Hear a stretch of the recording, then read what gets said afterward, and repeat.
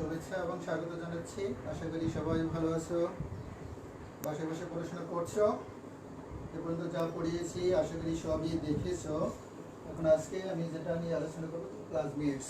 এটা কিন্তু ক্লাসে শুরু করেছিলাম কিন্তু শেষ করতে পারিনি, তাই আবার এটা পড়াচ্ছি তোমাদের।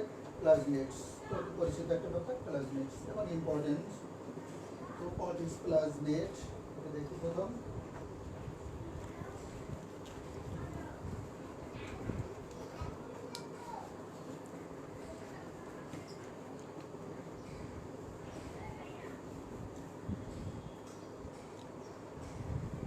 ক্লাসমেটস হলো এক্সট্রা ক্রোমোজোমাল সব অনুলিপনে সক্ষম। ভালো করে খেয়াল করবে, এক্সট্রা ক্রোমোজোমাল মানে ক্রোমোজোমের বাহিরে যেটা থাকে সব অনুলিপনে সক্ষম, যারা নিজে নিজে রিপ্লিকেশন করতে পারে। দ্বিসূত্র ডাবল স্ট্যান্ডার্ড আর কি, দ্বিসূত্র ক্ষুদ্র বৃত্তাকার বা গোলাকার ডিএনএ অণু, যা ওই যে প্লাজমিড যে কোষে থাকে সেই কোষের মানে সেই জীবের ফিনোটাইপের বহিঃপ্রকাশকে প্রভাবান্বিত করতে পারে। আবার বলছি, স্ব অনুলিপনে সক্ষম এক্সট্রা ক্রোমোজোমাল দ্বিসূত্র ক্ষুদ্র বৃত্তাকার ডিএনএ, যা ওই কোষের ফিনোটাইপের বহিঃপ্রকাশকে প্রভাবান্বিত করতে পারে, তাকে প্লাজমিড বলা হয়। আমি যদি একটু ছবি আঁকি,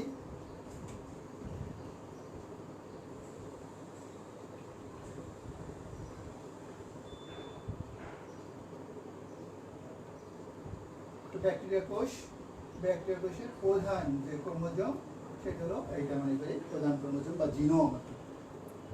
এর বাহিরে মুক্ত অবস্থায় ক্ষুদ্র বৃত্তাকার ডিএনএ থাকবে, যেটা সেটি হলো প্লাজমিড, প্লাজমিড।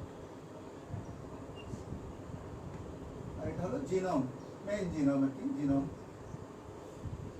জিনোম বা ক্রোমোজোম বা ডিএনএ আর কি।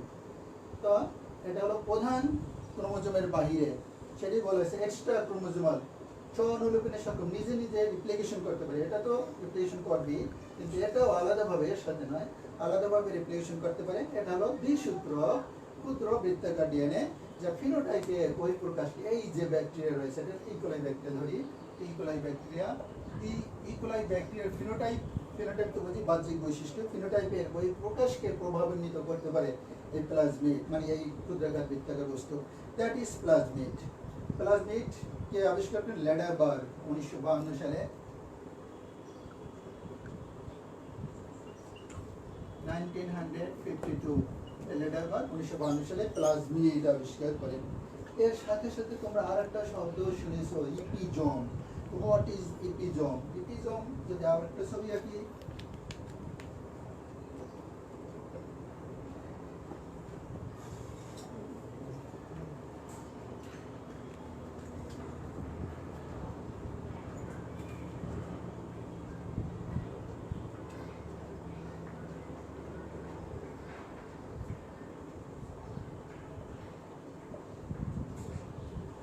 এটা হলো ইপিজোম, এটা হলো ব্যাকটেরিয়ার প্রধান genome. Episome and plasmid. What is the difference between episome and plasmid? Episome হলো, এটা হলো যে প্লাজমিড হলো প্রধান ক্রোমোজোমের বাহিরে বা প্রধান জিনোমের বাহিরে অবস্থান করবে, আর ইপিজোম হলো প্রধান যে ডিএনএ আছে বা প্রধান যে জিনোম আছে ব্যাকটেরিয়ার দেহে, সেই ব্যাকটেরিয়ার প্রধান ডিএনএর সাথে বা প্রধান ক্রোমোজোমের সাথে বা প্রধান জিনোমের সাথে সংযুক্ত অবস্থায় যেটা থাকবে অতিরিক্ত হিসাবে, সেটাকে বলে ইপিজোম, নট প্লাজমিড। প্লাজমিড আর ইপিজোম এর পার্থক্য, ইপিজোম থাকবে প্রধান জিনোমের সাথে সংযুক্ত অবস্থায়, আর প্লাজমিড থাকবে আলাদা অবস্থায়। এটা যেহেতু নিজে নিজে স্ব-অনুলিপন করতে হবে, কারণ এটা হলো প্রধান জিনোমের বাইরে, কাজে নিজে নিজে এর সংখ্যা বাড়াতে পারে। আর এটা কিন্তু নিজে নিজে সংখ্যা বাড়াতে পারে না। প্রধান জিনোম, এটা প্রধান জিনোম যখন রেপ্লিকেশন করবে তখন এটা রেপ্লিকেশন করে থাকে। এটা আবিষ্কার করেন জ্যাকব এবং কোলম্যান নামক দুজন বিজ্ঞানী, জ্যাকব কোলম্যান 1956 সালে ইপিজোম শব্দটা ব্যবহার করেন, এবং লেডারবার্গ 1952 সালে প্লাজমিড শব্দটা ব্যবহার করেন। কাজে দুইটার ভিতরে একটু পার্থক্য দেখা যাচ্ছে। এটাকে কিন্তু ইন্টিগ্রেটেড প্লাজমিডও বলা হয়, ইন্টিগ্রেটেড প্লাজমিড। এটা হলো নন ইন্টিগ্রেটেড প্লাজমিড। এই প্লাজমিডকে ইন্টিগ্রেটেড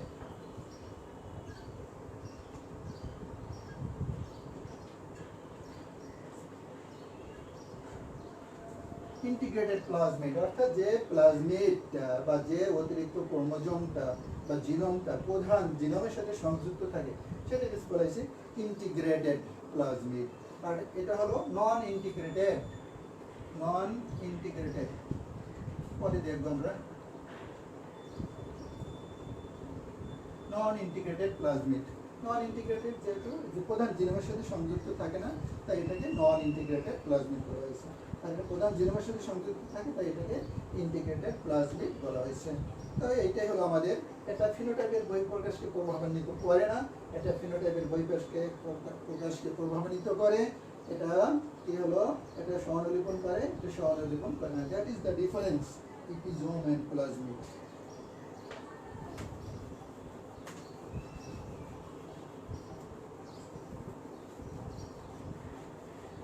এখন কিছু বৈশিষ্ট্য দেখবো আমরা। Characteristics of plasmid. ইতিমধ্যেই আমরা জেনেছি যে প্লাজমিড হলো কি হলো, এক্সট্রা ক্রোমোজোমাল, স্ব অনুলিপনে সক্ষম। বৈশিষ্ট্যগুলো লক্ষ্য করতে এক্সট্রা ক্রোমোজোমাল, ক্রোমোজোমের বাইরে, এক্সট্রা ক্রোমোজোমাল বলতে বোঝানো হয়েছে প্রধান জিনোমের বাইরে এর অবস্থান। স্ব অনুলিপনে সক্ষম, নিজে নিজে অনুলিপন করতে পারে। এটা হলো বৃত্তাকার ক্ষুদ্র ডিএনএ, বৃত্তাকার ক্ষুদ্র ডিএনএ, এবং এটা হলো ডাবল স্ট্যান্ডার্ড, দুইটা সূত্র বিশিষ্ট ডিএনএ। সাধারণত ডাবল স্ট্যান্ডার্ড হয়ে থাকে, এটাও ডাবল স্ট্যান্ডার্ড। তাও এখানে একটা বৈশিষ্ট্য পেলাম, স্ব অনুলিপনে সক্ষম, এক্সট্রা ক্রোমোজোমাল, ক্ষুদ্র বৃত্তাকার ডিএনএ, যেটা সাইটোপ্লাজমে অবস্থান করে। এটা হলো ফিনোটাইপের আরেকটা বৈশিষ্ট্য। এটা হলো ফিনোটাইপের বহিঃপ্রকাশকে প্রভাবান্বিত করতে পারে। ফিনোটাইপের বহিঃপ্রকাশকে প্রভাবান্বিত করতে পারে। এখানে স্ব অনুলিপন প্লাজমিডের কি স্ব অনুলিপন এবং কনজুগেশনের জন্য নির্দিষ্ট জায়গা রয়েছে। স্ব অনুলিপন মানে রিপ্লিকেশন, রিপ্লিকেশন করবে তার একটা নির্দিষ্ট জায়গা রয়েছে। এবং কনজুগেশন, ব্যাকটেরিয়াতে জানি যে আমরা কনজুগেশন হয় দুইটা বিপরীতধর্মী ব্যাকটেরিয়া কাছাকাছি এসে জিনের বিনিময় হয়, যেটাকে সেটাকে কনজুগেশন বলা হয়। এটা কনজুগেশন এর জন্য, স্ব অনুলিপন এবং কনজুগেশনের জন্য। মনে করে একটু প্লাজমিড স্ব অনুলিপন মানে মনে করে এই অংশটা থেকে রেপ্লিকেশন হয়, এই অংশটা থেকে কনজুগেশন হয়, এরকম আর কি। স্ব অনুলিপন এবং রিপ্লিকেশনের জন্য নির্দিষ্ট জায়গা রয়েছে। মনে থাকবে আশা করি। আবার বলছি, স্ব অনুলিপন সব জায়গায় যা করে না, কিন্তু এটা স্ব অনুলিপনের জন্য একটা নির্দিষ্ট জায়গা রয়েছে। এবং কনজুগেশন, যে ব্যাকটেরিয়াতে প্লাজমিড থাকে সেই ব্যাকটেরিয়া কনজুগেশনে সক্ষম, কনজুগেশনের জন্য একটা নির্দিষ্ট জায়গা রয়েছে। এরকম একটা নির্দিষ্ট জায়গা থাকবে প্লাজমিডে। তো এই হলো আরেকটা বৈশিষ্ট্য। এদের সংখ্যা কোষে কত হতে পারে? 1 থেকে 50টি পর্যন্ত হতে পারে। একটা কোষে এদের সংখ্যা 1 থেকে 50টি পর্যন্ত হতে পারে। কত ধরনের প্লাজমিড আবিষ্কার হয়েছে? প্লাজমিডে পর্যন্ত 1000 ধরনের প্লাজমিডের কথা জানা যায়। কোথায় প্লাজমিড পাওয়া যায়? প্লাজমিড পাওয়া যায় মূলত ব্যাকটেরিয়াতে। ভালো করে মনে রাখবে, প্লাজমিড পাওয়া যায় মূলত ব্যাকটেরিয়াতে। আর কিছু সংখ্যক ইস্ট এবং কিছু সংখ্যক ছত্রাকে পাওয়া যায়, কিন্তু অন্য ইউক্যারিওটিক কোষে এদের এখন পর্যন্ত পাওয়া যায়নি। ভালো করে খেয়াল করবে। আবার বলছি, এদের পাওয়া যায় মূলত ব্যাকটেরিয়াতে এবং কিছু সংখ্যক ইস্ট, কিছু সংখ্যক ছত্রাকে পাওয়া যায়, অন্য কোথাও এদের সন্ধান পাওয়া যায়নি। প্লাজমিডের আকার 1 কিলো বেস থেকে, প্লাজমিডের আকার 1 কিলো বেস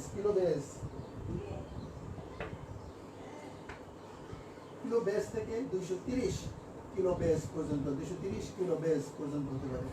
এর আকার 1 কিলো বেস থেকে 230 কিলো বেস পর্যন্ত হতে পারে। এদেরকে, এটা একটা বৈশিষ্ট্য, এদেরকে কোষ থেকে সহজেই আলাদা করা যায়। প্রধান যে কোষ রয়েছে সেই কোষ থেকে সহজেই আলাদা করা যায়। এদের কি করা হয়? এদের সাহায্যে এক ব্যাকটেরিয়ার জিনোম অন্য ব্যাকটেরিয়াতে স্থানান্তর করা যায়, এটা একটা বৈশিষ্ট্য। এবং এর সাহায্যে কি হয়? রিকম্বিনেন্ট ডিএনএ তৈরি করা যায়। আমরা জানি এটা ভেক্টর হিসেবে কাজ করে রিকম্বিনেন্ট ডিএনএ। এর সাহায্যে রিকম্বিনেন্ট ডিএনএ তৈরি করা যায়। কোনো প্লাজমিডে ট্রান্সপোজেবল জিন থাকে, কোনো প্লাজমিডে ট্রান্সপোজেবল জিন, দ্যাট মিনস কি এই জিনটা এখন এখানে আছে, সেটা ট্রান্সফার হয়ে অন্য জায়গায় চলে যেতে পারে, অন্য জায়গা থেকে কোনো জিন এখানে চলে আসতে পারে, সেটাকে ট্রান্সপোজেবল জিন বা জাম্পিং জিন বলা হয়। মানে থাকবে আশা করি, ট্রান্সপোজেবল ট্রান্সপোজ করতে পারে, যে স্থান পরিবর্তন করতে পারে, এরকম জিন থাকে, এক জায়গা থেকে অন্য জায়গায় চলে যেতে পারে, বা অন্য জায়গা থেকে এখানেও আসতে পারে ট্রান্সপোজেবল জিন।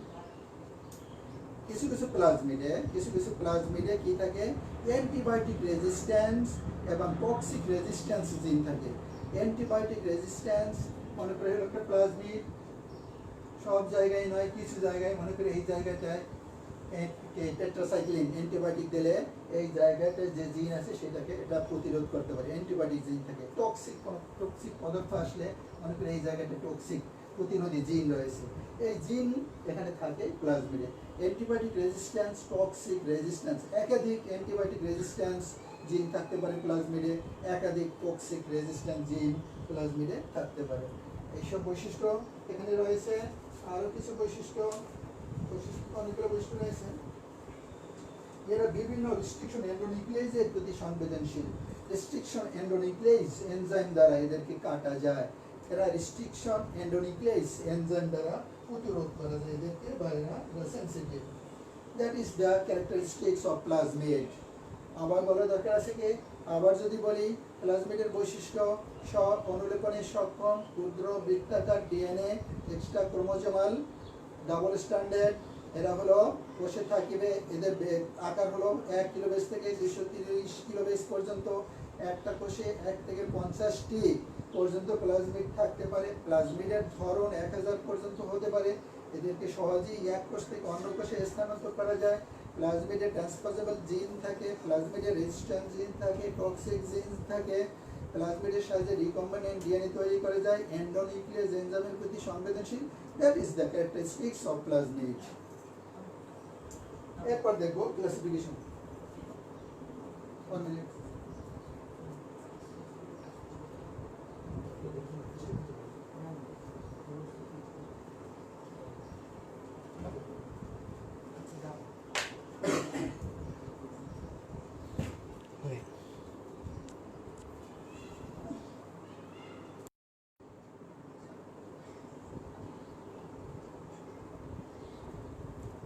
Classification of plasmids. ক্লাসিফিকেশন বিভিন্নভাবে প্লাজমিডকে ক্লাসিফাই করা যায়।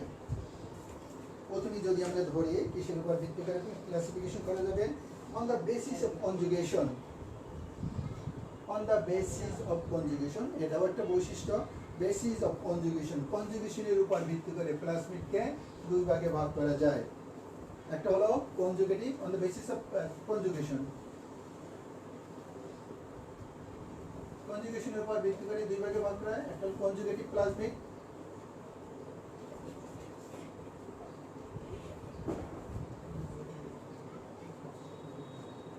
আর একটা হলো নন কনজুগেটিভ প্লাজমিড।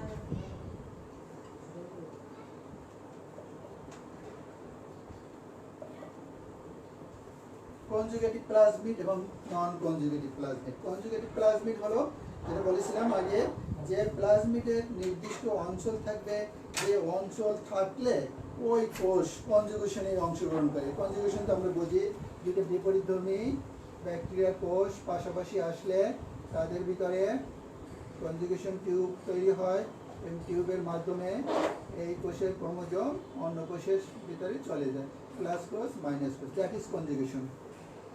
কনজুগেটিভ প্লাজমিড, এই কনজুগেশন ওই ব্যাকটেরিয়াই সাধারণত বেশি করতে পারে, ইফেক্টিভ হয়, যে প্লাজমিড, যে কোষের ভিতরে প্লাজমিড থাকে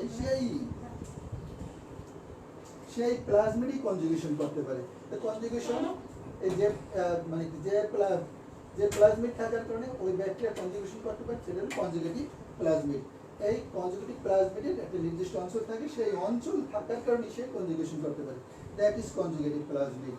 আর নন কনজুগেটিভ প্লাজমিড এখানে কেন কনজুগেশন করতে পারে? কনজুগেশনকে সে প্রভাবিত করতে পারে, এবং ওই প্লাজমিড কি হয়, সেক্স পাইলাস তৈরি করে। সেক্স পাইলাস তৈরি করার ফলে কি হয়, এখানে একটি কনজুগেশন টিউব তৈরি হয়। কনজুগেশন প্লাজমিডে এই জিনিস বা এই বৈশিষ্ট্যগুলো আসে বলেই ওই ব্যাকটেরিয়া এইটা দাতা কোষ হিসাবে কাজ করে, এবং গৃহীতা কোষের ভিতর তার ক্রোমোজোমের অংশ বিশেষ স্থানান্তর করে। আর নন কনজুগেটিভ প্লাজমিড তার ভিতরে ওই যে প্লাজমিডে কোনো কনজুগেশন জিন নাই। এখানে আরো বলতে পারি যে কনজুগেটিভ প্লাজমিডে ট্রান্সফার জিন থাকে, অনেকগুলো ট্রান্সফার জিন বা টেরা জিন বলা হয়। ট্রান্সফার জিন,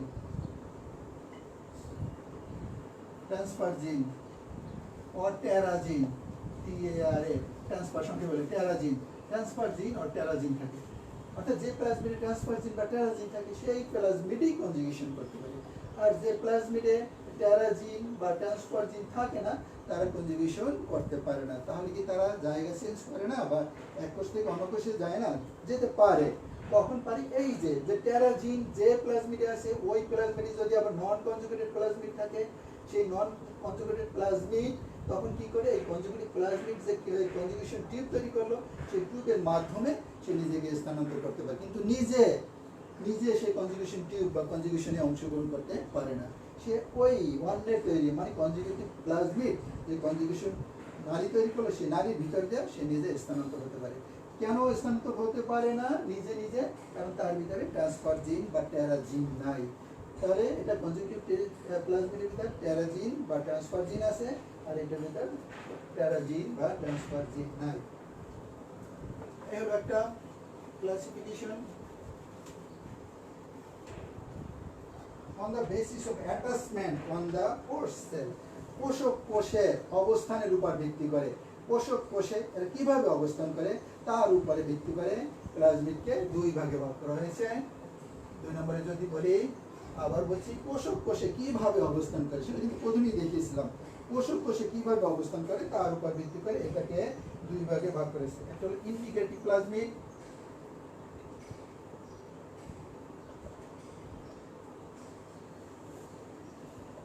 আর হলো নন ইন্টিগ্রেটিভ প্লাজমিড। নন ইন্টিগ্রেটিভ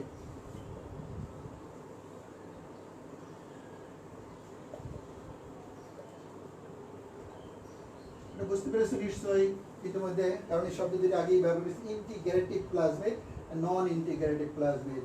পোষক কোষে কিভাবে অবস্থান করে? ইন্টিগ্রেটিভ ভাবে অবস্থান করে, অর্থাৎ পোষক কোষের যে প্রধান জিনোম আছে তার সাথে সংযুক্ত অবস্থায় অবস্থান করে যেটা, সেটা হচ্ছে integrative plasmid, that is episome. Integrated plasmid that is episome. আবার বলছি পোষক কোষে প্রধান জিনোমের সাথে সংযুক্ত অবস্থায় অবস্থান করে সেটি বলেছে ইন্টিগ্রেটেড প্লাজমিড। আর পোষক কোষে সংযুক্ত অবস্থায় না থেকে আলাদাভাবে অবস্থান করে সেটা হলো নন ইন্টিগ্রেটিভ প্লাজমিড, দ্যাট মিন্স সত্যিকারের প্লাজমিড যেটা কি সেই প্লাজমিড, এটা হলো নন ইন্টিগ্রেটিভ প্লাজমিড। তো বুঝতে পেরেছি আমরা ইপিজোম এবং প্লাজমিডের কথা এখানে বলা হয়েছে। তারপর বলবো on the basis of compatibility. Compatibility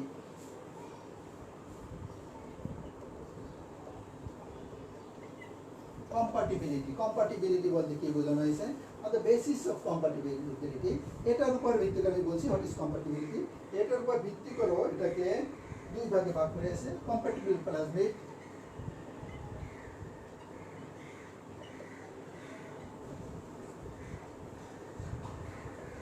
R incompatible plasmid.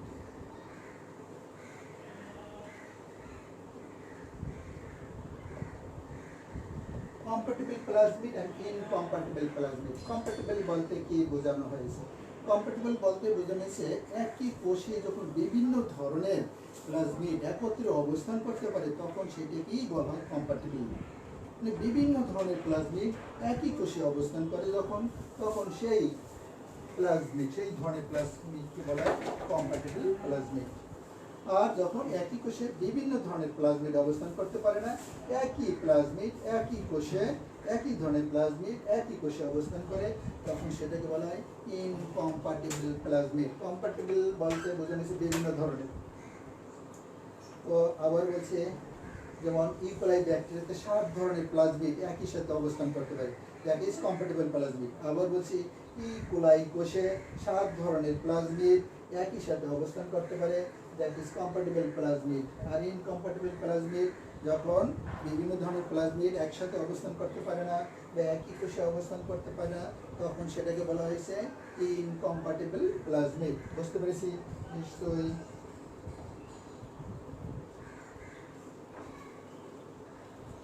on the basis of phenotype, বাহ্যিক বৈশিষ্ট্যের উপর ভিত্তি করে। on the basis of phenotype কত নম্বর এটি বোধ হয় আমরা বেসিস অফ ফিনোটাইপের উপর ভিত্তি করে প্লাজমিডকে কয়েক ভাগে ভাগ করা হয়েছে। এক নম্বর হলো fertility plasmid, fertility or F plasmid, নামগুলো আগে লিখি। ফার্টিলিটি or F প্লাজমিড, তারপর হলো resistance or R plasmid,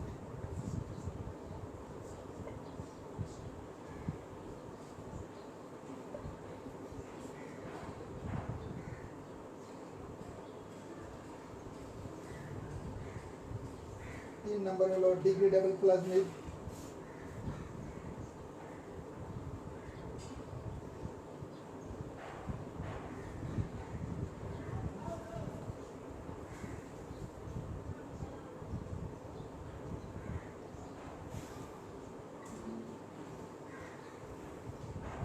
virulence plasmid,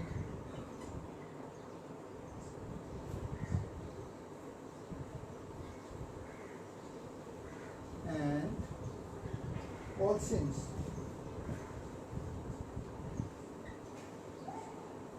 বা পল প্লাজমিড। এই পাঁচ ভাগে ভাগ করা যায়। Fertility or F plasmid, resistance or R plasmid, তারপর degradable plasmid, virulence plasmid and colicins or Col plasmid. তো ফার্টিলিটি or F প্লাজমিড বলতে কি বোঝানো হয়েছে? প্লাজমিড থাকার কারণে ওই কোষ যখন ফার্টিলাইজেশন করতে পারে, দ্যাট মিন্স কি কনজুগেশন করতে পারে, এই ব্যাপারটা মানে ফার্টিলাইজ করতে পারে মানে কনজুগেশন করতে পারে যে কোষ, সেই কোষকে যদি ওই ফিনোটাইপ থাকে তখন সেটা বলে ফার্টিলিটি প্লাজমিড বা এফ প্লাজমিড বলা হয়। যে কোষে এফ প্লাজমিড আছে সেই কোষে কনজুগেশন করতে পারবে, মানে কোষটা ফার্টাইল, সে গাতা থেকে গৃহীতা কোষে যে ভিন্ন ধরনের একটা ডিএনএ বা রিকম্বিনেন্ট ডিএনএ তৈরি করতে পারবে, দ্যাট ইজ ফার্টিলিটি আর এফ প্লাজমিড। তখন কি হয়, এই ফিনোটাইপের বহিঃপ্রকাশ চেঞ্জ হয়, ফিনোটাইপটাও চেঞ্জ হয়ে যায়, তাই এটা বলা হচ্ছে ফিনোটাইপের উপর ভিত্তি করে। তো বোঝা গেল ফার্টিলিটি প্লাজমিড, যে প্লাজমিড থাকার কারণে কনজুগেশন করতে পারবে বা কোষটা ফার্টাইল হবে, সেটা হলো ফার্টিলিটি আর প্লাজমিড।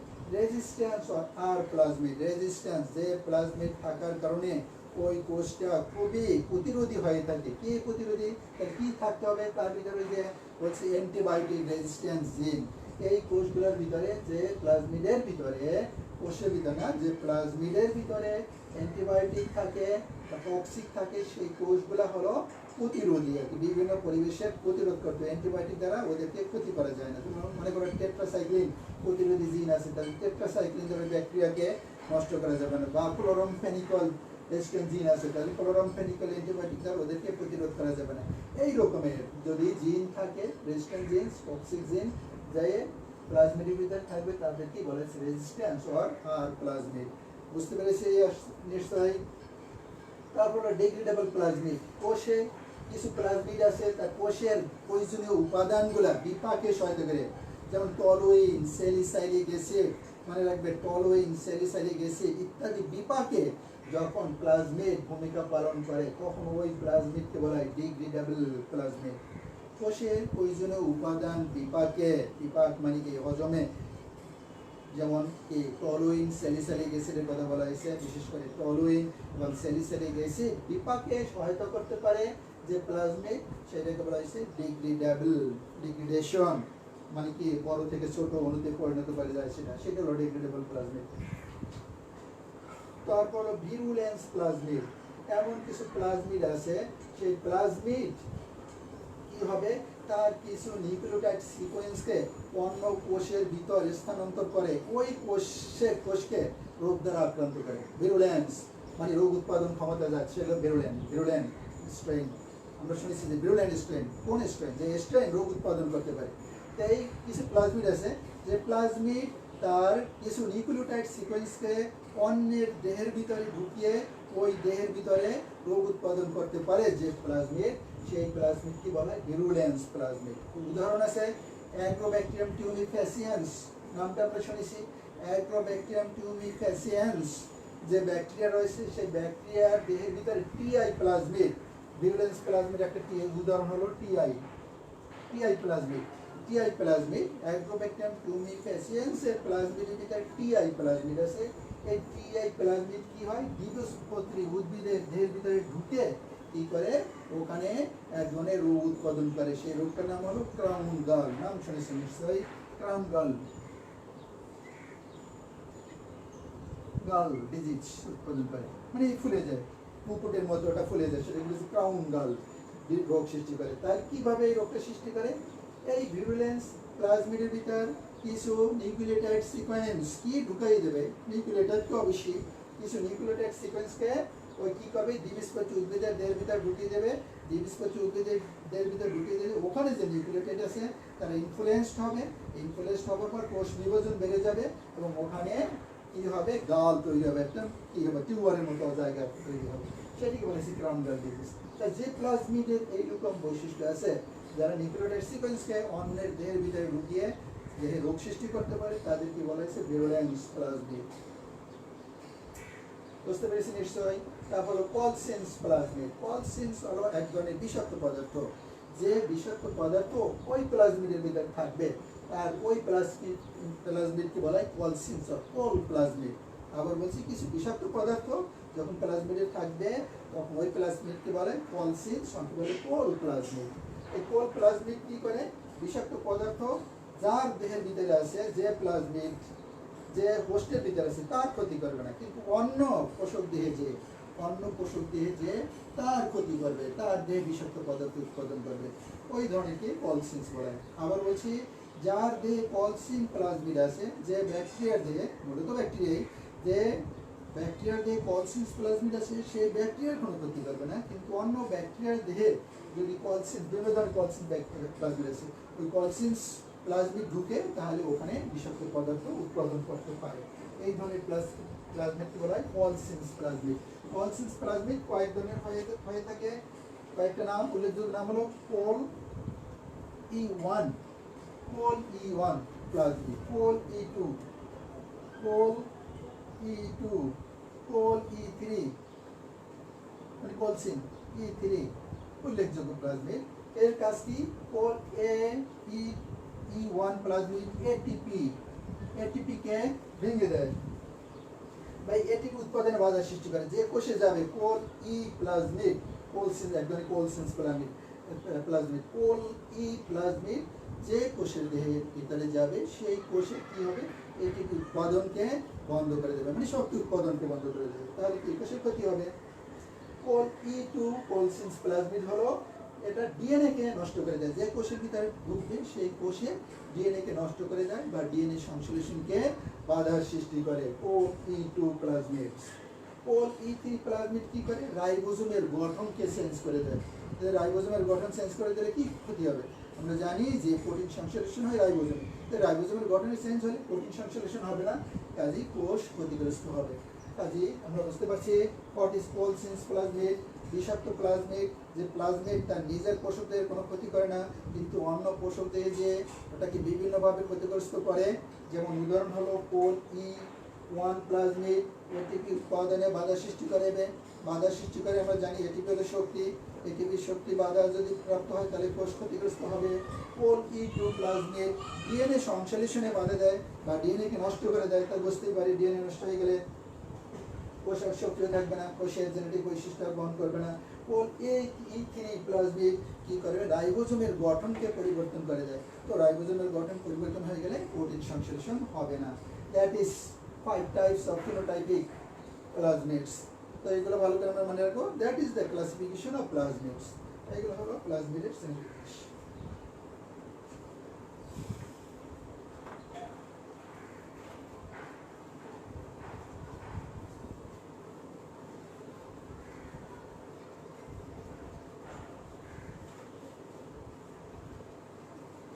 এরপর আরেকটা জিনিস দেখি, detection of plasmid. Detection of plasmid, plasmid শনাক্তকরণ।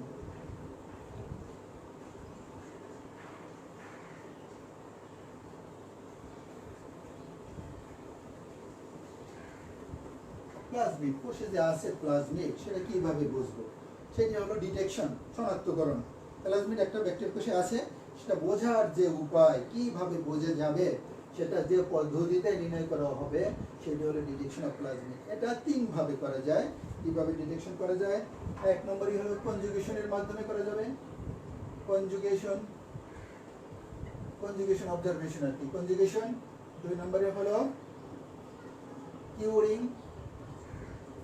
কিউরিং পদ্ধতিতে এটা ডিটেকশন করা যায়, কনজুগেশনের মাধ্যমে করা যায়। আর তিন নম্বরে হলো ইলেকট্রোফোরেসিস এর মাধ্যমে।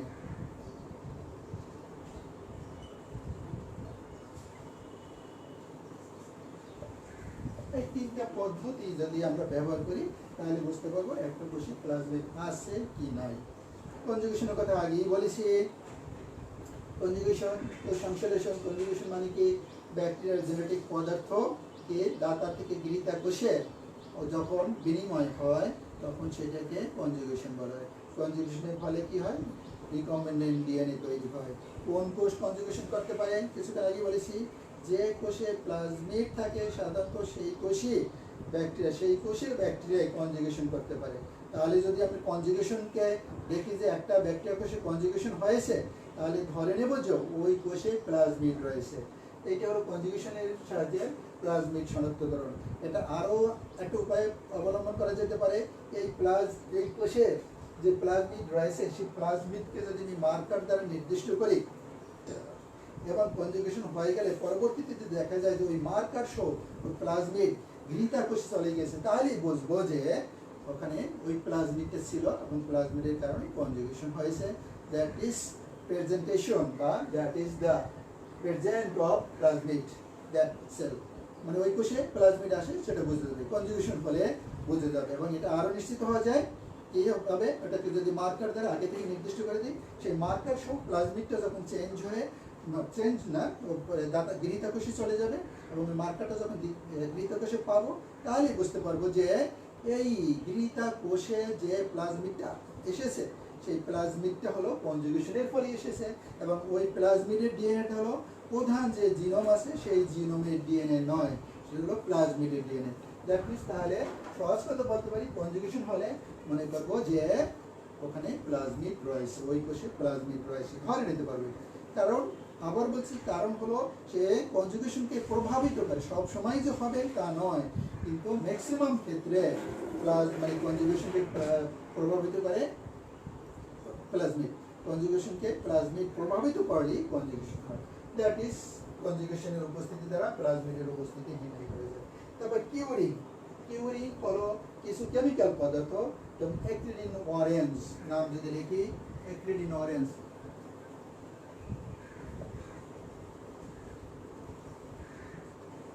ইথিডিয়াম ব্রোমাইড,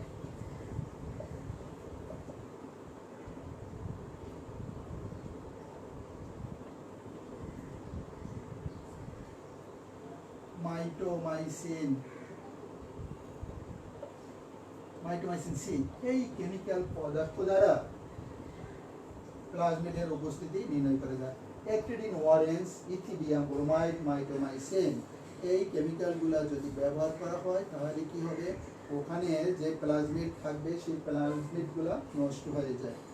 আবার বলছি অ্যাক্রিলিন অরেঞ্জ, ইথিডিয়াম ব্রোমাইড এবং মাইটোমাইসিন এটা যে কোষে আছে, ধরে নিলাম একটা কোষে প্লাজমিড আছে, যদি আমি অ্যাক্রিলিন অরেঞ্জ, ইথিডিয়াম ব্রোমাইড এবং মাইটোমাইসিন প্রয়োগ করি তাহলে দেখা যাবে যে ওই প্লাজমিডটা নষ্ট হয়ে গেছে, তাহলে বোঝা যাবে যে ওই কোষে প্লাজমিড ছিল। তা না হলে প্লাজমিড না থাকলেও ওইগুলো তো নষ্ট হয়ে যেত না। অ্যাক্রিলিন অরেঞ্জ, ইথিডিয়াম ব্রোমাইড এবং মাইটোমাইসিন যদি প্রয়োগ করতাম তাহলে এটা নষ্ট হয়ে যেত না যদি প্লাজমিড না থাকতো। প্লাজমিড আছে বলেই ওই প্লাজমিডগুলা এই কেমিক্যালের প্রভাবে নষ্ট হয়ে গিয়েছে। দ্যাট ইজ কিউরিং, এটাকে বলা হয়েছে কিউরিং। আবার বোঝার দরকার আছে কি কেমিক্যাল পদার্থগুলো নাম মনে রাখতে হবে, অ্যাক্রিলিন অরেঞ্জ, ইথিডিয়াম ব্রোমাইড, মাইটোমাইসিন নির্দিষ্ট এই কেমিক্যাল পদার্থগুলো কি করে? প্লাজমিডকে বিনষ্ট করে দেয়। তো প্লাজমিডকে বিনষ্ট করে দিলে আমি আগে থেকে দেখলাম এখানে প্লাজমিড আছে কি নাই বা থাকুক বা না থাকুক, সাধারণত ধরে নিতে হবে একটা ব্যাকটেরিয়া কোষে প্লাজমিড আছে। আমি যদি এইগুলা দেওয়ার পর দেখি ওখানে কোনো প্লাজমিড নাই তাহলেই মনে করবো যে ওখানে প্লাজমিড ছিল, কারণ এই প্লাজমিড এইগুলোর কারণে নষ্ট হয়ে গিয়েছে। তারপর ইলেকট্রোফোরেসিস প্রক্রিয়ার মাধ্যমেও একটা কোষে প্লাজমিড আছে কিনা সেটা নির্ণয় করা যায়। কিভাবে নির্ণয় করা যায়? কিছু ব্যাকটেরিয়া কোষ যাতে ধরে নেব বা পরীক্ষা করে দেখব ওর ভিতরে প্লাজমিড আছে, তার কিছু কালচার নেব। ব্যাকটেরিয়ার কালচার, যে ব্যাকটেরিয়ার কালচার, কোন ব্যাকটেরিয়ার কালচার নেব? যে ব্যাকটেরিয়ার কোষে প্লাজমিড আছে ওই ধরনের ব্যাকটেরিয়ার কোষের কালচার নেব। কালচার নেবার পর কি করব?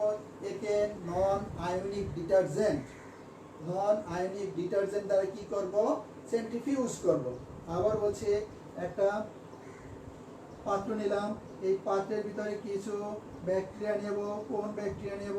যে ব্যাকটেরিয়া দেহের ভিতরে প্লাজমিড আছে ওই ধরনের ব্যাকটেরিয়া নেবার পরে এটাকে কি করব? নন আয়নিক ডিটারজেন্ট মিশিয়ে এটাকে সেন্ট্রিফিউজ করব। সেন্ট্রিফিউজ করার পর কি হবে?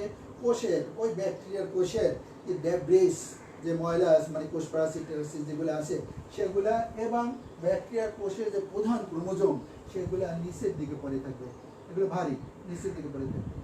আর উপরের দিকে সেন্ট্রিফিউজ করলে কি হবে? উপরের দিকে ওই যে প্লাজমিডের যে আছে সূত্র আছে সেইগুলা এভাবে থাকবে, উপরের দিকে থাকবে। ক্লিয়ার লাইসেট বলা হয় এটাকে, এটাকে বলা হয় ক্লিয়ার লাইসেট। লাইসেট মানে লাইসিস হয় যে প্লাজমিডগুলো এখানে জমা হয় সেটাকে বলা হয় ক্লিয়ার লাইসেট। উপরে স্বচ্ছ পানির মতো অংশ ক্লিয়ার লাইসেট বলা। এখান থেকে ক্লিয়ার লাইসেট নিয়ে এখানে প্লাজমিডের ব্যান্ড, প্লাজমিডের ক্রোমোজোমগুলো তো ছোট, কাজে এটা উপরের দিকে ভাসতে থাকবে। আর যে প্রধান যে ক্রোমোজোম আছে তার কোষের যে অন্য যে অপ্রয়োজনীয় অংশ আছে সেটাকে ডেব্রিজ বলা আছে, সেই ডেব্রিজগুলো নিচের দিকে থাকবে। যে উপরের যে অংশটা আছে সেইটা নিয়ে কি করব? ইলেকট্রোফোরেসিস করব। ইলেকট্রোফোরেসিস, জেল ইলেকট্রোফোরেসিস বলে, জেল দিয়ে ইলেকট্রোফোরেসিস করব। ইলেকট্রোফোরেসিস করলে কি হবে? এই যে প্লাজমিড আছে সেই প্লাজমিডের ব্যান্ড তৈরি হবে, এরকম ব্যান্ড তৈরি হয়। এই ব্যান্ড প্লাজমিডের ব্যান্ড তৈরি, এই ব্যান্ড কি করব? স্ট্যান্ডার্ড প্লাজমিড ব্যান্ডের সাথে মিলিয়ে দেখবো যে ওটা প্লাজমিড, এটা প্লাজমিড কিনা। স্ট্যান্ডার্ড প্লাজমিড ব্যান্ড আমার থাকবে আর কি, স্ট্যান্ডার্ড প্লাজমিড ব্যান্ডের সাথে মিলিয়ে দেখবো এই প্লাজমিডের সাথে ওটা মিলে কিনা, তাহলে বুঝতে পারবো যে এখানে প্লাজমিড আছে। প্লাজমিড ব্যান্ডের সাথে মিলিয়ে দেখেন জাপানিজ প্লাজমিড উপস্থিতি, প্লাজমিডের উপস্থিতি নির্ণয় করে। বুঝা গিয়েছে কি? তারপর আরো কনফার্ম হতে পারি এটাকে পরিশুদ্ধ করে, এই যে প্লাজমিড ব্যান্ড তৈরি হলো সেই প্লাজমিড ব্যান্ডকে পরিশুদ্ধ করে আবার অন্য একটা ব্যাকটেরিয়ার দেহের ভিতরে যদি ঢুকিয়ে দেই, তাহলে ঢুকিয়ে দেওয়ার পরে ওই ব্যাকটেরিয়ার ফিনোটাইপের যদি পরিবর্তন হয়, ওই প্লাজমিডের কারণে ব্যাকটেরিয়ার ফিনোটাইপের যদি পরিবর্তন হয়, তাহলে বুঝবো যে নিশ্চিত প্লাজমিডের কারণে ব্যাকটেরিয়ার ফিনোটাইপের পরিবর্তন হয়েছে। That is electrophoresis. আবার বলছি ব্যাপারটা, ইলেকট্রোফোরেসিস যে ইলেকট্রোফোরেসিস প্রক্রিয়ার মাধ্যমে ব্যাকটেরিয়ার কোষে যে প্লাজমিড আছে বা কোনো কোষে যে প্লাজমিড থাকে সেটা নির্ণয় করা যায় বা সেটার উপস্থিতি বোঝা যায়। কিভাবে বোঝা যায়? আবার বলছি ওই ধরনের ব্যাকটেরিয়াল কালচার নেব যে ব্যাকটেরিয়াল কালচারে প্লাজমিড আছে, আমরা পরীক্ষা করে দেখব প্লাজমিড আছে। সেই প্লাজমিড কালচার বিশিষ্ট ব্যাকটেরিয়াকে কি করব? নন আয়নিক ডিটারজেন্ট দিয়ে সেন্ট্রিফিউজ করব। মানে ভিমবার, এটা নন আয়নিক ডিটারজেন্ট, এরকমের ভিমবার দ্বারা প্র্যাকটিক্যাল করাই, কিন্তু 4th ইয়ারে করেছিল, মাস্টার্স হয়তো পরবর্তী। নন আয়নিক ডিটারজেন্ট দ্বারা কি করে? নন আয়নিক ডিটারজেন্ট দিলে কোষ প্রাচীরটা ভেঙে যায়, ব্যাকটেরিয়ার যে কোষ প্রাচীর আছে সেই কোষ প্রাচীরটা ভেঙে যায়, অন্যান্য অংশগুলো ভেঙে যায়। ডিএনএ এবং প্লাজমিডের ডিএনএ এটা উপর দিকে থাকে, ভারী অংশগুলো নিচের দিকে থাকে। তো প্লাজমিডের ডিএনএ ব্যাকটেরিয়ার ডিএনএ এর তুলনায় 50 থেকে 100 গুণ ছোট, এই কথাটা বলা হয়নি। ব্যাকটেরিয়ার ডিএনএ থেকে প্লাজমিডের ডিএনএ 50 থেকে 100 গুণ ছোট, তাহলে কি হবে? ছোট জিনিসটা উপরের দিকে ভাসতে থাকবে, সেইটাকে বলেছি ক্লিয়ার লাইসেট, উপর দিকে ভাসতে থাকবে। আর ডেব্রিস এবং ব্যাকটেরিয়ার প্রধান ক্রোমোজোম নিচের দিকে পড়ে থাকবে। এই যে ক্লিয়ার লাইসেট হলো সেই ক্লিয়ার লাইসেট আবার যদি লাইসিস থেকে লাইসেট কথা বলা হয়েছে, লাইসিস মানে কি? কোষগুলো বিগলিত হয়ে যায়। লাইসেট হলো সেই লাইসেটকে কি করব? যে ইলেকট্রোফোরেসিসের সাহায্যে ইলেকট্রোফোরেসিস করব। ইলেকট্রোফোরেসিস করার পরে ওখানে ব্যান্ড তৈরি হবে, প্লাজমিডের ব্যান্ড, এগুলোকে ব্যান্ড বলা হয়। প্লাজমিডের ব্যান্ড তৈরি হবে মানে খণ্ড খণ্ড অংশ তৈরি হবে প্লাজমিডের ব্যান্ড, মানে ডিএনএ। প্লাজমিড ব্যান্ড মানে কি? ডিএনএ, খণ্ড খণ্ড ডিএনএ তৈরি হবে। এই ডিএনএ কি করব? স্ট্যান্ডার্ড ডিএনএ, প্লাজমিডের স্ট্যান্ডার্ড ডিএনএ এর সাথে মিলিয়ে দেখব যে এই ডিএনএ এর যে জিন সিকোয়েন্স আছে এর সাথে মিলে যায় কিনা, তাহলেই মনে করব যে এটা হলো প্লাজমিড ডিএনএ বা প্লাজমিড ব্যান্ড। ঠিক আছে? তো এটাকে আরো নিশ্চিত হওয়ার জন্য কি করব? এটাকে আরো পরিশুদ্ধ করে কি করব, ইনজেকশন করব অন্য ব্যাকটেরিয়ার দেহের ভিতরে, অন্য ব্যাকটেরিয়ার দেহের ভিতরে ট্রান্সফরমেশন, আর কি ইনজেকশন না করে ট্রান্সফরমেশন করব। ট্রান্সফরমেশন করার পর যদি দেখি ওই ব্যাকটেরিয়ার ফিনোটাইপের পরিবর্তন হয়েছে, তাহলেই নিশ্চিত হবে যে এই প্লাজমিডের কারণেই, প্লাজমিডের জিনের কারণেই ব্যাকটেরিয়ার ফিনোটাইপের পরিবর্তন হয়েছে। That is electrophoresis. আবার বলছি, ডিটেকশন অফ প্লাজমিড তিনভাবে করা যায়। কনজুগেশনের উপস্থিতি দ্বারা নিশ্চিত হওয়া যায়, কারণ কনজুগেশনকে প্রভাবিত করে প্লাজমিড, এটা দ্বারা কনজুগেশনের উপস্থিতি দ্বারা প্রমাণ করা যায়। কিউরিং দ্বারা কিছু কেমিক্যাল পদার্থ ব্যবহার করলে প্লাজমিডগুলো নষ্ট হয়ে যাবে, কোন কোন প্লাজমিড নষ্ট হয়ে গেছে, কোন কোন মার্কার নষ্ট হয়ে গেছে, সেইগুলো দ্বারা আমরা বুঝতে পারবো যে কিউরিং মানে ওই কোষে প্লাজমিড ছিল কিনা সেটা আমরা বুঝতে পারবো। আর ইলেকট্রোফোরেসিসটা এখন মাত্র বললাম আর কি, এই পদ্ধতির সাহায্যে, তিনটা পদ্ধতির সাহায্যে প্লাজমিডের উপস্থিতি নির্ণয় করা যায়। ইম্পর্টেন্ট কিন্তু।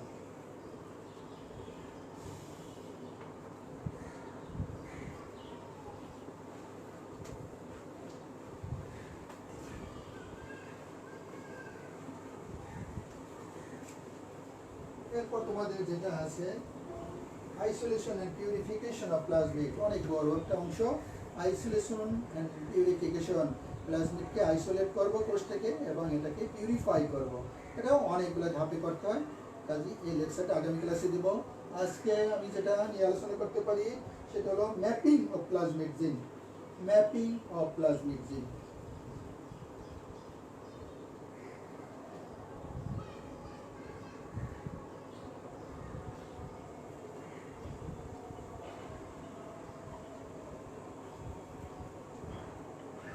প্লাজমিড জিনের ম্যাপ তৈরি করা, প্লাজমিড জিন থেকে ম্যাপ তৈরি করা, এটাও তিনভাবে করা যায়। পরে বলছে ম্যাপিং বাই ক্লোনিং।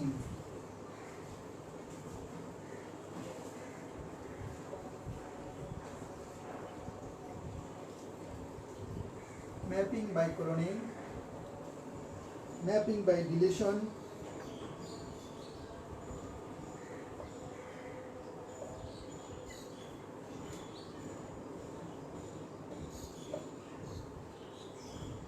আর হলো ম্যাপিং বাই ট্রান্সপোজন ইনসারশন।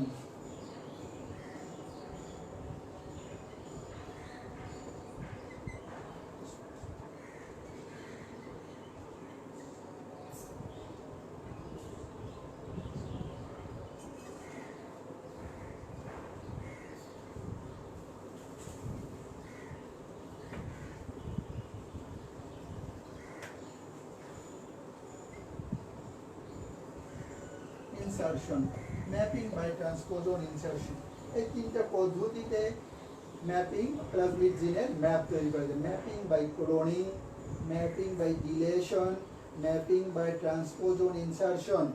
তো ম্যাপ, আমরা যে প্রধান ক্রোমোজোমের যে ম্যাপ তৈরি করি, প্লাজমিডের যে ম্যাপ তৈরি করা সেটা একটু ভিন্ন ধরনের হয়ে থাকে, কারণ কিছুদিন আগে যেটা বললাম যে প্লাজমিডের ডিএনএ হলো ব্যাকটেরিয়ার যে প্রধান ক্রোমোজোম আছে তার চেয়ে, বা প্রধান যে ডিএনএ আছে তার চেয়ে 50 থেকে 100 গুণ ছোট। কাজে এই ম্যাপিং পদ্ধতি ওই যে প্রধান যে ডিএনএ আছে তার ম্যাপিং পদ্ধতি থেকে ভিন্ন। তবে সেটা এইভাবে করা যায়, এই তিনটা পদ্ধতি করা যায়। ম্যাপিং বাই ক্লোনিং, ক্লোনিং তো বুঝি আমরা সংখ্যা বাড়ানো। ম্যাপিং বাই ক্লোনিং, সংখ্যা বাড়ানো। কিভাবে সংখ্যা বাড়াবো? ধরি একটা ব্যাকটেরিয়াতে কি আছে, প্লাজমিড আছে, প্লাজমিডকে কি করব, মার্কার দ্বারা সূচিত করব। তো মার্কার দ্বারা সূচিত করার পরে একটা প্লাজমিড, একটা ব্যাকটেরিয়া কোষে একটা প্লাজমিড আছে, এটাকে মার্কার, একটা নির্দিষ্ট কেমিক্যাল পদার্থ দ্বারা একটা মার্ক করা হয়, রং দ্বারা মার্ক করা হয়, এটা হলো মার্কার। এই মার্কার সহ এটাকে আরো ভেক্টরের দেহে, মানে আরো ব্যাকটেরিয়া দিয়ে ঢুকাবো, অনেকগুলো ব্যাকটেরিয়া দিয়ে ঢুকাবো। একটা ব্যাকটেরিয়া দেখে এখানে অনেকগুলো ব্যাকটেরিয়া দিয়ে ঢুকালো, কি হবে, এগুলো ক্লোন হবে, মানে সংখ্যা বাড়বে, সংখ্যা বাড়লো। এটা কি বলেছে, ক্লোনিং বলেছে। ক্লোনিং করার পরে সংখ্যা বাড়লো, তার সংখ্যা বাড়ার পরে এর আকার এবং বৈশিষ্ট্য, এই যে ভেক্টর মানে এখানে যে সংখ্যা বাড়ানো হলো, ক্লোন করা হলো, ক্লোন মানে কি, সংখ্যা বাড়ানো, ক্লোন করা হলো অন্য ব্যাকটেরিয়ার দেহের ভিতরে ঢুকিয়ে। এটা প্লাজমিড গেল কিভাবে বুঝবো, এই যে মার্কার দ্বারা, এখানে মার্কার দেখবো, এই মার্কার, এখানে মার্কার দেখা যাচ্ছে কিনা, সেম মার্কার দেখা যাচ্ছে কিনা, মনে করে টি দ্বারা সূচিত করলাম, টি, এটাও টি, এটাও টি, এটা একটা মার্কার, এই টি দ্বারা সূচিত করা হলো। তাহলে এই মার্কার যেখানে আছে সেখানে এই এখান থেকে গিয়েছে ওই মার্কারটা, তাহলে এখানে কি করব, এটা করেছে, এটাই ক্লোনিং বলা হয়েছে। তো এই ক্লোনিং এর যে প্লাজমিডটা আসলো, সেই প্লাজমিডের আকার নেব এবং এর বৈশিষ্ট্য নির্ণয় করব। এই যে মার্কার দেখে আমরা বুঝতে পারবো ওই প্লাজমিডটা এখানে এসেছে, তারপর এই প্লাজমিডের বৈশিষ্ট্য নির্ণয় করব এবং প্লাজমিডের আকারটা নেব। তাই প্লাজমিডের বৈশিষ্ট্য বা আকার অনুসারে আমি জিন ম্যাপ তৈরি করতে পারি। প্লাজমিডের বৈশিষ্ট্য এবং আকার দেখে আমি এখান থেকে আকার নেব এবং বৈশিষ্ট্য নেব এবং ওখান থেকে জিন ম্যাপ তৈরি করতে পারবো। That is the mapping by cloning. এইভাবে ক্লোন করে মানে জিনের সংখ্যা বাড়িয়ে ম্যাপ তৈরি করা যায়। 2 নম্বরে হলো mapping by deletion. Mapping by deletion, deletion তো বুঝি আমরা কোনো অংশ কেটে দেওয়া, ইনসারশন।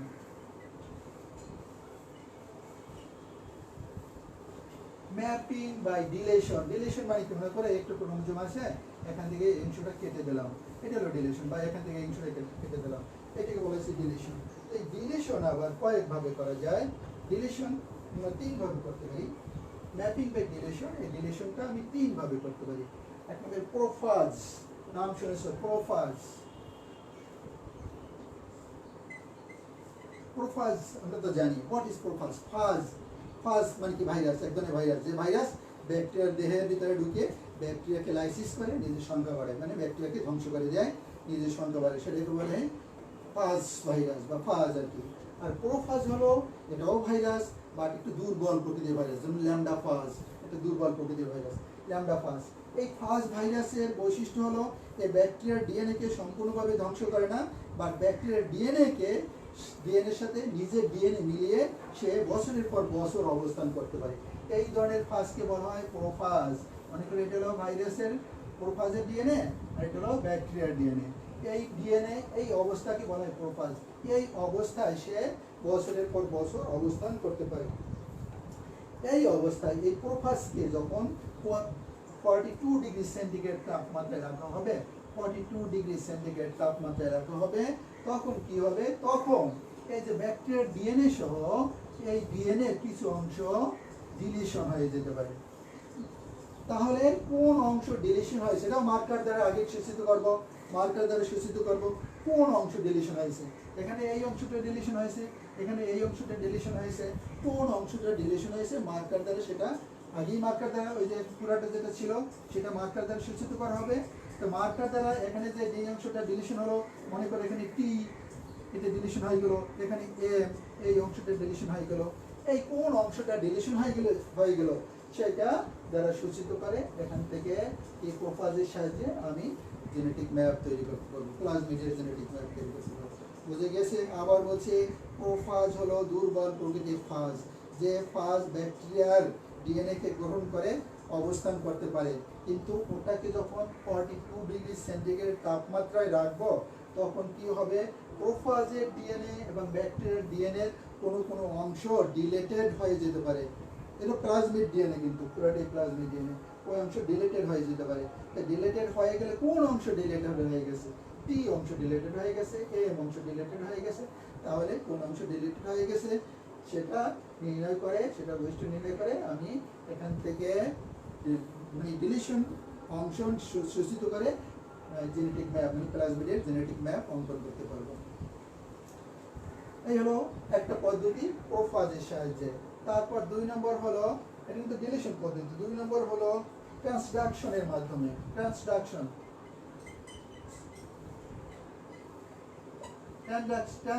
মানে আছে ফার্স্ট ইয়ার পড়েছিল ব্যাকটেরিয়ার যে রিকম্বিনেশন হয়, 3টা পদ্ধতি, conjugation, transformation and transduction. Transduction কি? ট্রান্সডাকশন হলো আমরা যখন ইউ আকৃতির টিউব নিয়েছিলাম, এরকমের ইউ আকৃতির টিউব, এখানে সিন্টার গ্লাস ফিল্টার পেপার থাকে, এখানে 2 ধরনের ব্যাকটেরিয়া থাকে, A type bacteria, B type bacteria. আর কি করানো হয়? ট্রান্সডাকশন হলো এই এ ব্যাকটেরিয়া বা বি ব্যাকটেরিয়াকে আমি ফাজ ভাইরাস দ্বারা আক্রমণ করাবো, তাহলে ফাজ ভাইরাস কি হবে? ফাজ ভাইরাস এই ব্যাকটেরিয়াকে লাইসিস করে এর ডিএনএ বহন করে নিয়ে এসে এই সিন্টার গ্লাস ফিল্টার পেপারের ভিতর দিয়ে এই ব্যাকটেরিয়াকে দেবে। আমার এই ব্যাকটেরিয়া পর্যন্ত যাওয়ার দরকার নাই, এটা তো প্লাজমিড। ওই কি করবে? ওই প্রোফাজ, এই ব্যাকটেরিয়া যে আছে এখানে যে প্লাজমিড আছে, সেই প্লাজমিডের কিছু অংশ বহন করে নিয়ে আসবে। ওই প্লাজমিড কোন অংশটা বহন করে নিয়ে আসছে সেই অংশটা পর্যবেক্ষণ করে ওখান থেকেও জেনেটিক ম্যাপ অঙ্কন করা যায়। এইটা বলেছে ট্রান্সডাকশন। ট্রান্সডাকশন এই যে ইউ আকৃতির একটা নল থাকে, দুইটা মুখ থাকে, দুইটা বাহু থাকে আর কি, একটা বাহুতে একটা ব্যাকটেরিয়া রাখা হয়, আরেকটা বাহুতে আরেক ধরনের ব্যাকটেরিয়া রাখা হয়। তারপর হলো ফার্স্ট ভাইরাস দ্বারা এটাকে আক্রমণ করানো হয়। আক্রমণ করালে কি হবে, ব্যাকটেরিয়ার কোষকে বিগলিত করবে। ব্যাকটেরিয়ার কোষকে বিগলিত করলে ব্যাকটেরিয়ার ডিএনএ, শুধু ব্যাকটেরিয়া ডিএনএ নয়, যদি ব্যাকটেরিয়াতে প্লাজমিডও থাকবে সেই প্লাজমিডের অংশ বহন করে নিয়ে আসবে। মনে করো এই প্লাজমিডের অংশটা একটা ভাইরাস, এটা মনে করো একটা ভাইরাস তৈরি হলো, এই ভাইরাস এই প্লাজমিডের অংশটা বহন করে নিয়ে আসলো। এই প্লাজমিড স্টাডি করে আমি ওখান থেকে জেনেটিক ম্যাপ অঙ্কন করতে পারবো। That means transduction. এখানে ডিলিশন কেন? এই ব্যাকটেরিয়ার সমস্ত ডিএনএ তো বহন করে নিয়ে আসে না, বা প্লাজমিডের সমস্ত ডিএনএ তো বহন করে নিয়ে আসে না, সামান্য একটি অংশ বহন করে নিয়ে আসছে, তাই এটা একটা ডিলিশন হয়েছে। পুরো ডিএনএটা না, প্লাজমিডের পুরো ডিএনএটা না, কিছু অংশ। দ্যাট ইজ ডিলিশন এবং it is confirmed by transduction. ট্রান্সডাকশনের মাধ্যমে এই ডিলিশনটা হয়েছে। আরও একটা পদ্ধতি সাহায্যে এটা ডিলিশনের ম্যাপ তৈরি করে যায়। BAL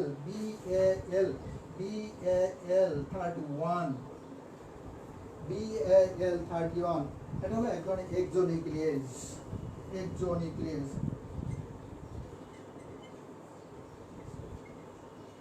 BAL 31 এক্সোনিউক্লিয়েজ।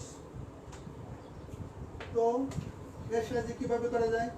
এক্সোনিউক্লিয়েজ এনজাইমের সাহায্যে, এক্সোনিউক্লিয়েজ এনজাইম হলো কাটে। মনে করো একটা প্লাজমিড, এটা হলো plasmid DNA, linear plasmid DNA, plasmid ডিএনএটাকে লিনিয়ার করা, সাধারণত বৃত্তাকারে থাকে, লিনিয়ার করা হলো এক্সোনিউক্লিয়েজ এনজাইমের সাহায্যে। এখানে মনে করো টি আছে মার্কার, এখানে আছে পি আছে মার্কার, এখানে আছে এন মার্কার আছে।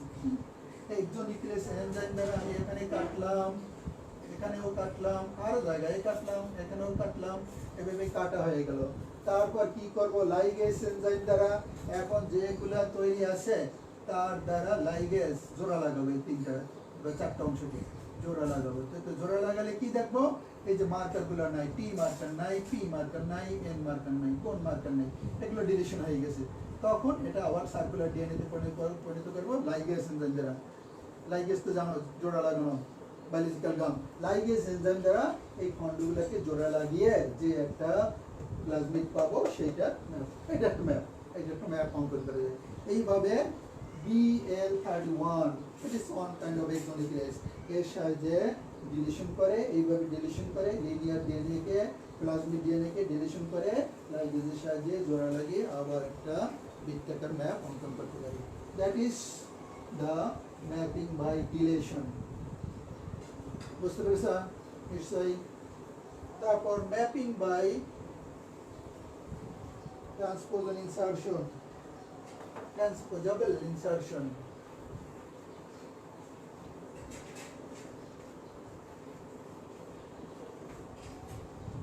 ট্রান্সপোজাবল ইনসারশন, ট্রান্সপোজাবল বলতে কি বোঝানো হয়েছে? ট্রান্সপোজাবল মনে করো এই একটা ডিএনএ, এখান থেকে অন্য প্লাজমিড ডিএনএ এখানে চলে আসলো, অন্য একটা প্লাজমিড ডিএনএ এখানে চলে আসলো, এটি হলো ট্রান্সপোজাবল জিন। একটা প্লাজমিড জিন অন্য একটা প্লাজমিড জিন থেকে এসে এখানে যুক্ত হলো, দ্যাট ইজ ট্রান্সপোজাবল, ট্রান্সপোজাবল জিন। এবং ইনসারশন মানে ঢুকে গেল, এটা হলো ট্রান্সপোজাবল ইনসারশন। অন্য জায়গা থেকে ডিলিশন হয়, এখানে ডিলিশনের ব্যাপারটা না, ট্রান্সপোজাবল ইনসারশন। তো এই ডিএনএটা, প্লাজমিড ডিএনএটা অন্য জায়গা থেকে এসে এই ডিএনএর সাথে এসে মিলিত হলো। তাহলে কি হবে, এখানের যে ডিএনএটা ছিল সেই ডিএনএটার বৈশিষ্ট্য নষ্ট হয়ে যাবে, এই ডিএনএটার বৈশিষ্ট্যই এখানে প্রকাশিত হবে। এবং এই যে এখানে একটা ইনসারশন, একটা প্রান্ত থাকবে, এখানে একটা প্রান্ত থাকবে, এই প্রান্ত দেখে এখান থেকে জেনেটিক ম্যাপ অঙ্কন করা যায়। দ্যাট ইজ ট্রান্সপোজাবল ইনসারশনের সাহায্যে ম্যাপ তৈরি করা। That is the transposable genetic information insertion by genetic map. Mapping, আবার বলছে mapping by transposon insertion বা transposable insertion. আবার বলছে mapping by transposon insertion. একটা ছবি যদি একটু আঁকি আর কি,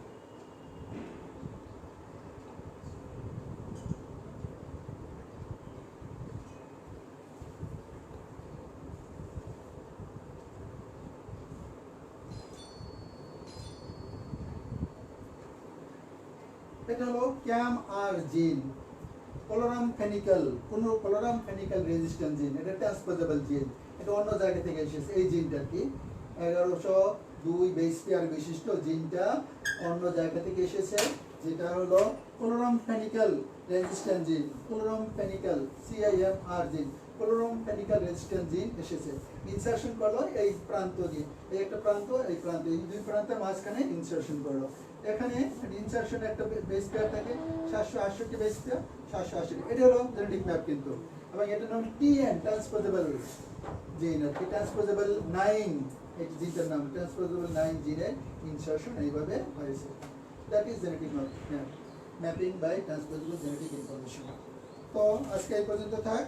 আজকে দেখা গেল what is plasmid, what is episome, what is the characteristics of plasmids, তারপর classification of plasmids, detection of plasmids এবং জেনেটিক ম্যাপ তৈরি করা। ইম্পর্টেন্ট সবগুলাই, কোনোটাই কম ইম্পর্টেন্ট না, যারা সবগুলোই বেশি ইম্পর্টেন্ট। জেনেটিক ম্যাপ এটা তো আসে পরীক্ষায়, এখানে 3 ভাবে করা যায় জেনেটিক ম্যাপ। তো বললাম তোমাদের, আবার বলছি, ম্যাপিং বাই ক্লোনিং, সংখ্যা বাড়িয়ে, প্লাজমিডের সংখ্যা বাড়িয়ে ম্যাপ তৈরি করা যাবে।